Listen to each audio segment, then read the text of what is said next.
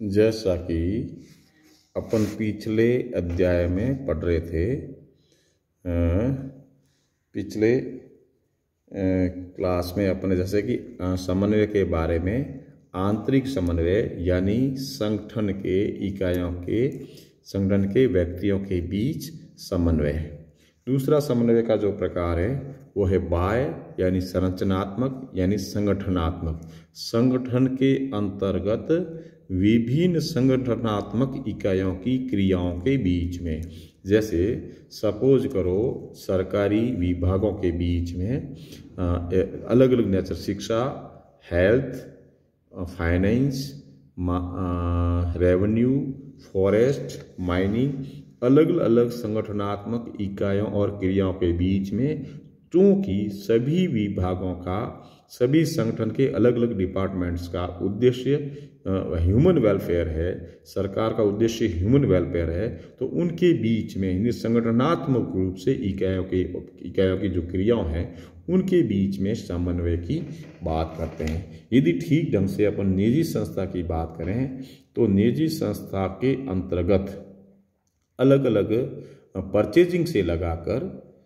Raw material से लगाकर, उसके प्रोडक्शन की सारी यूनिट से लगाकर, मार्केटिंग से लगाकर, सेल से लगा के सारी अलग अलग विभागों के बीच में जो संगठनात्मक जो उनकी समन्वय की बात आती है, संबंधों की बात आती है, तालमेल की बात आती है, उसी अपन बाह्य एवं संरचनात्मक यानी संगठनात्मक इकाइयों की क्रियाओं के बीच में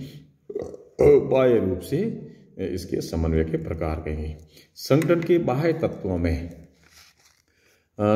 तत्वों में और जो संबंध है, जहाँ तक समन्वय की बात है, जहाँ तक जिनके हितार्थ, उनके उद्देश्य को लेकर के चलने की बात है, लोकमत, दबाव समूह, हित समूह जिनसे संबंध रखता है, ताकि उनके सपोर्ट की वजह से भी संगठन का उद्देश्य को ठीक ढंग से पूरा किया, यानी लोकमत, दबाव समूह और हित समूह लेकर के उसको पूरा किया जा सकता है। दूसरा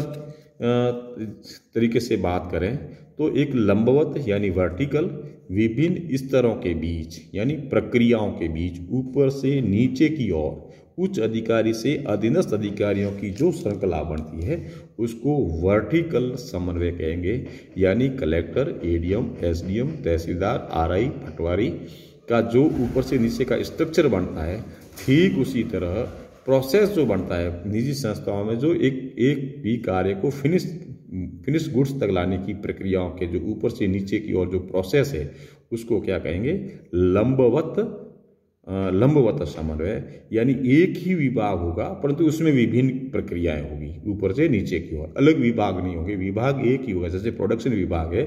तो प्रोडक्शन विभाग में ही उसी विभाग के अंतर्गत ऊपर से नीचे स्तर होंगे, एक ही डिपार्टमेंट होगा। और हॉरिजॉन्टल समन्वय की बात, जहाँ तक समतल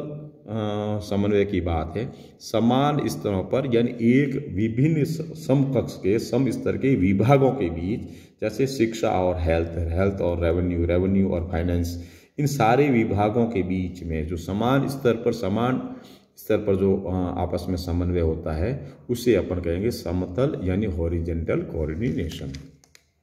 समन्वय के साधन कौन कौन से? औपचारिक रूप से समन्वय के साधन जो कहने चाहिए, संगठन जो स्ट्रक्चर, स्वयं जो संगठन है, ऑर्गेनाइजेशन है, जिसको जैसे केंद्रीय सरकार का कह दो संगठन ले लो, या राज्य सरकार का ले लो, या जिलाधीश का ले लो, पूरे जिले का संगठन, तो उसमें समन्वय की जो संचार की, संबंधों की जो कम्युनिकेशन की जो व्यवस्था है वो उनके बीच में,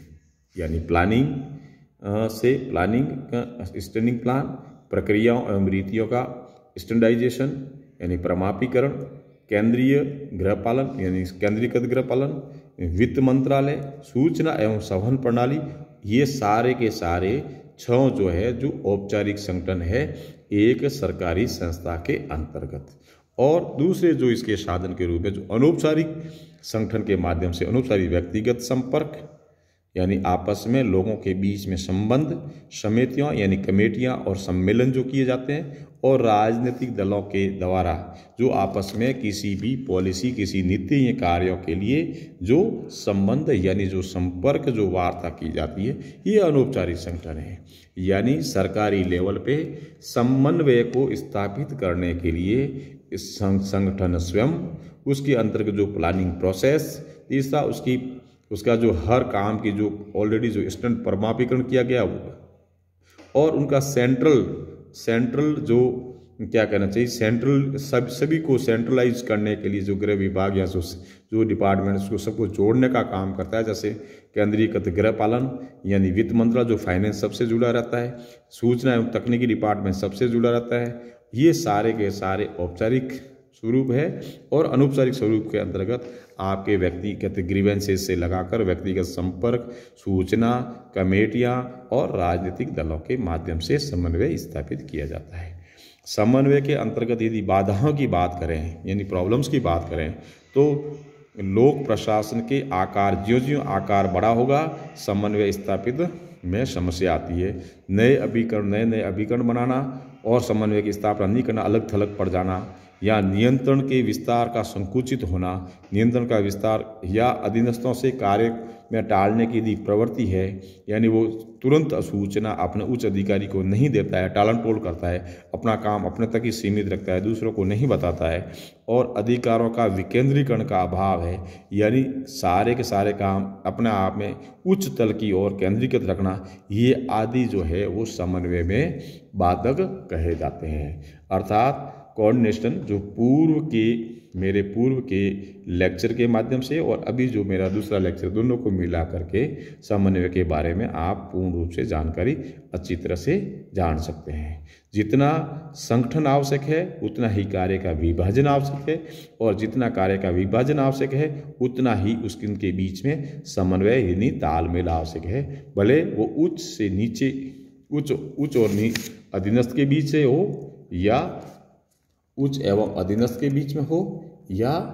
अपने समान स्तर के विभागों के बीच में, अलग अलग विभागों के बीच में समान स्तर पर समन्वय हो।